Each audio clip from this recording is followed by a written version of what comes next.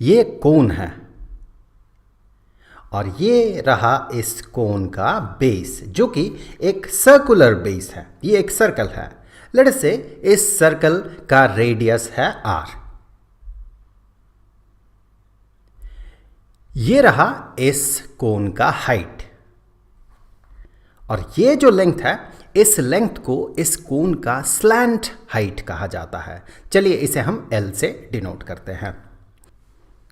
इस कोन का ये जो नीचे वाला हिस्सा है, जो कि इसका सर्कुलर बेस है, वो एक प्लेन सरफेस है, लेकिन ये एक कर्व्ड सरफेस है।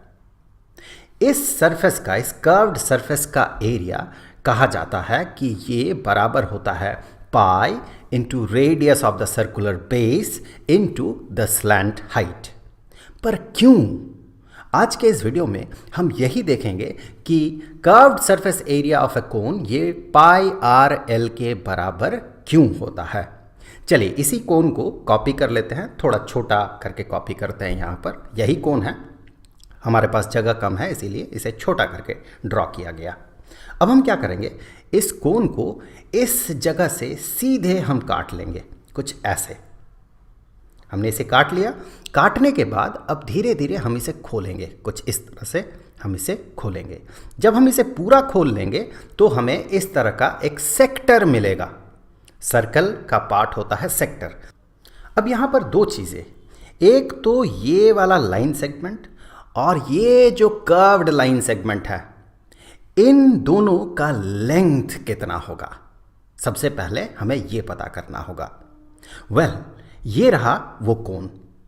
अब आप गौर से देखें, ये इसका स्लैंट हाइट है। हमने इस कोन को कुछ इसी तरह से काटा था और जब हम इसे खोलेंगे तो ये जो स्लैंट हाइट है, जो कि हमने माना था L है, वही L है ये वाला लेंथ। ये तो पहली बात हो गई।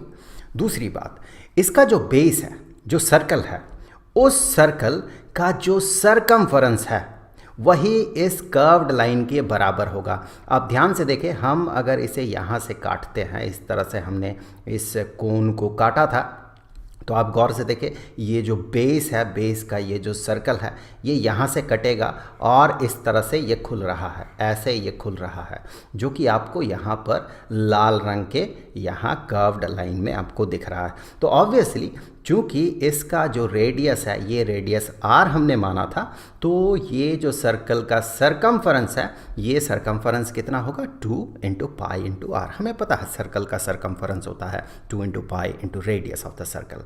ऑब्वियसली ये जो कर्व्ड लाइन है, ये 2 पाई आर के बराबर ही होगा। ओके, अब आप गौर करें कि ये जो है, ये सेक्टर एक सर्कल का पार्ट है। ये रहा वो सर्कल। ये सर्कल कैसा सर्कल होगा? ये सर्कल ऐसा सर्कल होगा जिसका रेडियस होगा L।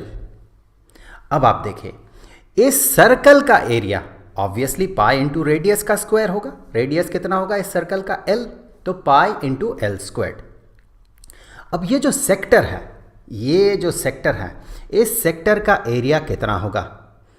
ये बराबर होगा area of the circle into ये जो सेक्टर है, ये सेक्टर इस सर्कल का कितना टाइम्स है। क्या ये हाफ टाइम्स है, दैट मीन 1/2 है, या 1/3 है, या 1/4 है? How many times of this circle is this sector? ये सेक्टर इस सर्कल का कितना टाइम्स है? That mean area of the sector is equal to the area of the circle, which is pi L squared, into how many times of this circle is this sector. अब ये जो है how many times of this circle is this sector, मतलब sector इस circle का कितना times है, ये हम कैसे पता लगाएंगे? इसके लिए एक ट्रिक देखें। ये जो सर्कल है, इस सर्कल का सरकमफरेंस कितना है? 2 पाई L, 2 इंटू पाई इंटू इस सर्कल का जो रेडियस है वो 2 पाई L। अब ये सेक्टर इस सर्कल का उतना ही टाइम्स होगा, उतना ही गुना होगा, जितना गुना कि 2 पाई R 2 पाई L का होगा।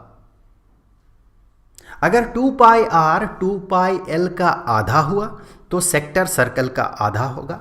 अगर 2 पाई आर 2 पाई एल का 1/3 हुआ तो फिर सेक्टर इस सर्कल का 1/3 होगा।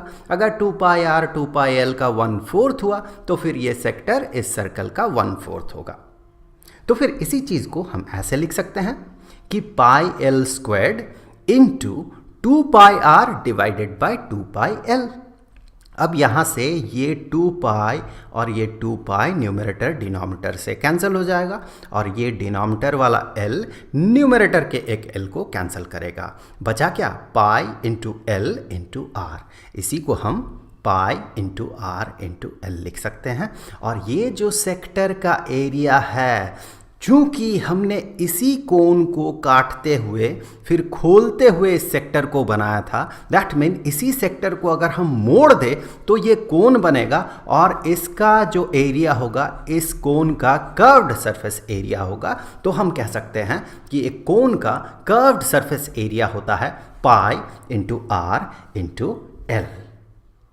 अब अगर आपको जानना है कि एक सिलेंडर का कर्व्ड सरफेस एरिया कितना होता है तो फिर स्क्रीन पे दिए गए इस लिंक को आप क्लिक करें, आपको वो वीडियो मिल जाएगा।